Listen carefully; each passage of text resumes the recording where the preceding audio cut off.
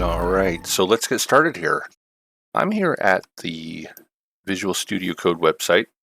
So just download that and install it. And then once you got that set up, it's just straight ahead, next. You just press next a bunch of times. You're going to open it up. And then what you're going to do is you can go File, open folder, or you can just simply drag in the folder you want to use. So I'm going to, I have a folder here called LC Starter for LangChain.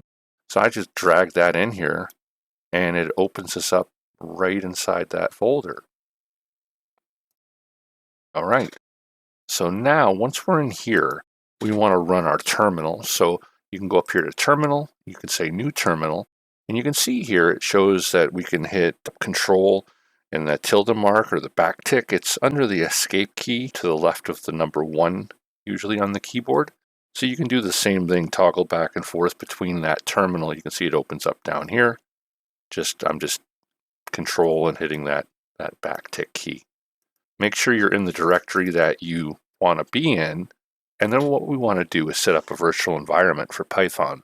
To do that, just type in Python 3-M for module, and then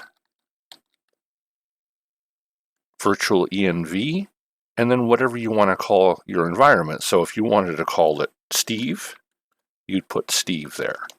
I'm going to call mine env, just like that, and hit enter. This will take a few minutes to get rocking here. You can see it's already created the folder over here on the left.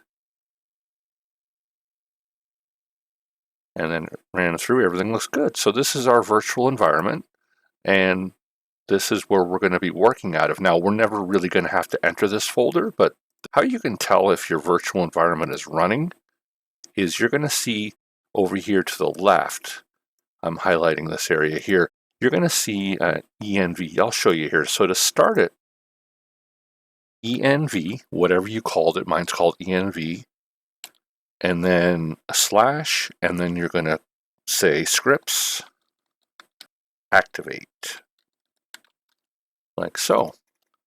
And now you can see that env here. So we're in our virtual environment. That's where we want to be. We want to install everything that we're going to be using in this environment. The next thing we're going to do is let's make a requirements text. Now, as we move forward, if you're totally new to this, it's okay. You're going to see how this works. It's basically a place where when we install stuff into our environment, if we come back to it, a year from now or 5 years from now, we want to set up our environment the same way that it was when we were using it. So how you do that is you create a document called requirements.txt.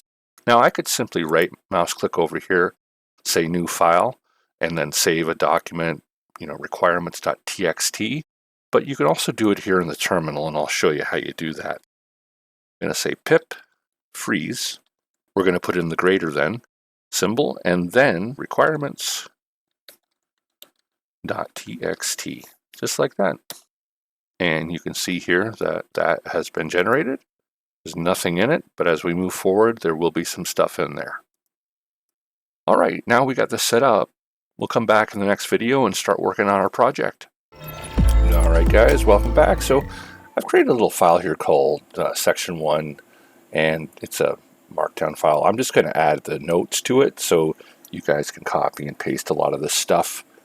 And then when you see me copying and pasting, then you'll know where to grab the stuff. It's available, of course, at GitHub and at the website. So both places. And if you guys can remember to follow me on YouTube, subscribe, get me on LinkedIn, and then also follow me on the old GitHub there. It would be really helpful. Looking for a gig, all the stuff kind of helps out, right? These are the first 2 commands that we ran. I want to point out too that sometimes if that doesn't work, the Python 3, just try Python like that. And then of course, I don't want to leave you stranded, But the only other suggestion that I have right now is just to post a question in the forums. Send me an email if you can't get this going, or do a Google search and see what other people have done to get this rocking and rolling. But this should work. It should work on Windows anyway. So the next thing you're going to have to do is get set up with an OpenAI account. Now, this is free, so go over to OpenAI, and I'm going to put the link right in here for you. Like I said, it's free. They give you credits in the beginning. I think $18 for the credits, which is way more than you're going to need to run through this course. So I'm going to paste that link in here. And what we're going to do is grab an API key. Now, I already have one set up, but I'm going to just set up a new one. And I'm going to call this LangChain. Create the key. Copy it. Now, once you do that, I don't think you can access these anymore. Like, you can't get the information. So make sure you, let's see here. Now you can save the name again, but you can't get the key. So make sure you copy that and then go back to your code editor. I'm just going to paste that in here for now so people can use it. No, I'm kidding. So I have it. And then what we want to do is create a new file here, and we're going to call this secrets.py for Python. And then I'm going to pass that key in here like that. I'm going to surround this baby with quotations. And then before it, I'm going to set this as, right now, let me do it all in caps as a constant. So LangChain underscore key. I got to see how they're wanting it, how LangChain needs it formatted. You'll see what I mean here in a second. So LangChain key equals, and that should be good. What's wrong here? Maybe because the name secrets is not a good. Let's try this here. Rename. It's probably conflicting with just secret. That should work. There we go. So yeah, just call the file secret, singular, not plural, so secret.py.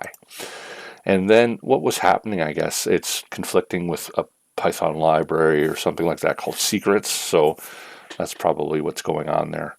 I usually call it secret anyway. I thought secrets would be better, but here we go. All right, so we got that in there. And then let's create a new file here, and we'll just call this main.py. All right.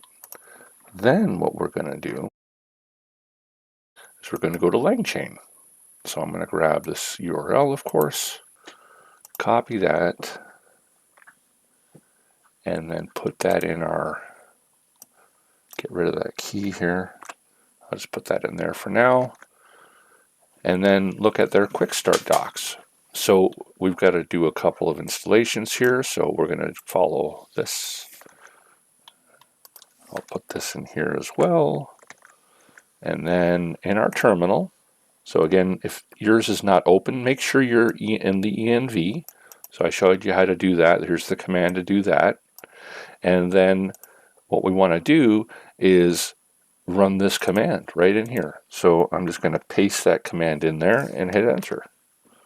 And all this stuff, when we do these commands, right, this install, it's getting installed inside of our env folder. So if you go into the env folder, right, and you go into this lib directory, okay, and you can see there's a site packages here. We should be able to find LangChain now. There we go, LangChain, and it installed a bunch of other stuff for us as well. Now to check that out, what we're going to do is run this pip freeze command again. So I didn't actually put that in there. I'll put it up here. So it's pip freeze, and then greater than, and then requirements .txt. Let me collapse these folders. So I'm going to copy that and just paste that in here. Now if we open our requirements, check it out. There's all the stuff we just installed with that LangChain command. Installed all the dependencies that go along with that package. All right, so I'm also going to do, if you get this message here, it's nice enough to tell me to upgrade my pip. So I'm going to just copy that. I'll put that in here too in case you need it, but if you need it, you probably will see it in your terminal. So paste that in.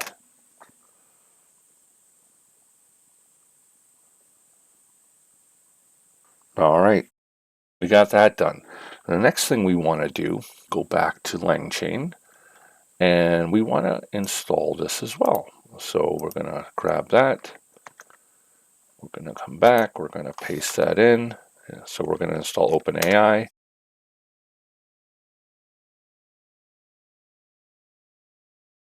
Then what we're going to do is let's just open up our requirements again. I'll show you. So we've got what, 30 lines here now. Let's run that pip freeze again. I'm just hitting the up arrow to go through the last commands. There we go. So this file's been updated, and now we have about the same. It doesn't look, let's see, OpenAI. It looks like it just added two lines here. So let's close that. All right, I think we're good for right now. When we come back, we're going to actually import our key into our main and then start interacting with our large language model. All right, see you in a sec. All right, we're almost there. We're almost there. So the next thing we want to do here is we want to import our key. So we're going to open our main, and then in that file at the very top, we're going to say import. Actually, we're going to say from. And then we're going to put secret. We're going to import. And then, what did we call that? LangChain key. Now, I don't think that's the right name. We're going to have to change this name in a little bit here, but for now that'll work just to get this set up. And then up here, what we want to do is import OS for operating system. That just comes with Python, right? So we want to import operating system, and then we want to say from secret import LangChain key. And then down here, we want to set the actual key. So we're going to say os.environ, and then we're going to put in some square brackets for a list, and we're going to put in a pair of quotes. We're going to grab that, paste it there, and then we're going to come outside of those brackets and say equals that same thing. Like I said, I don't think this is going to work. We're going to have to update at least this part here, because this is what LangChain is going to be looking for. So let's actually go over to LangChain's docs. Yeah, it's actually OpenAI key we want, not LangChain key. So that's what we're looking for. So we can change that there. And let's also change the name of it here in our secret.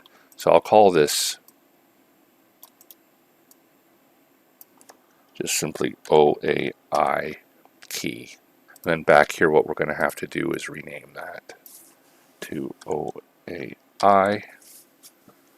And then this as well here, OAI. All right. So we've got that set. We'll stop here. We'll come back. We'll start importing LangChain and start running some code. I promise you, this next video, you're going to see stuff happening. All right. See you in a sec. Thanks.